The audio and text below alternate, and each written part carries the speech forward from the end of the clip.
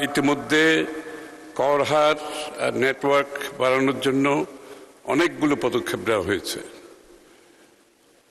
প্রত্যেকটি কোম্পানি যারা ইতিমধ্যে কর প্রদান করছে সঠিকভাবে, সেই সমস্ত সেক্টরগুলোতে আমরা পুরোপুরি কাদের কত মার্কেট শেয়ার আছে সেটা বের করছি এবং মার্কেট শেয়ারের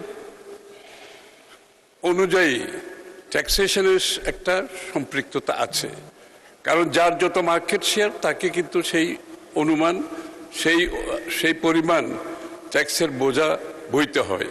তো আমরা বিগত দিনে কিন্তু এই কাজগুলো হয়নি। আমরা প্রত্যেকের মার্কেট শেয়ার নির্ধারণ করছি, প্রত্যেকটি কোম্পানির কোন সেক্টরে কার কত মার্কেট শেয়ার আছে, এটা হচ্ছে এক নাম্বার।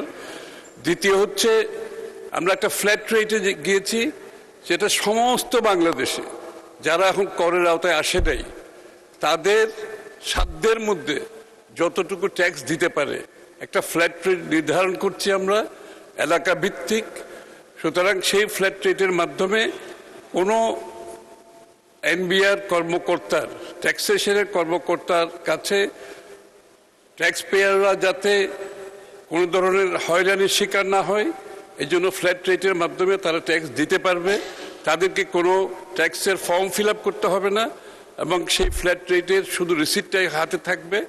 সুতরাং তাদেরকে হয়রানিও করা হবে না, তাদের সাধ্যের মধ্যে যতটুকু তারা কর দিতে পারে একটা ফ্ল্যাট রেটের মাধ্যমে আমরা একটা বড় ধরনের নেটওয়ার্ক তৈরি করছি এবং একবার সকলের নেটওয়ার্কে আসার পরে পরবর্তীতে আমরা এই করের সত্যিকার যেটা আমাদের করের যেটা নীতিমালা আছে সেটা প্রয়োগ করব।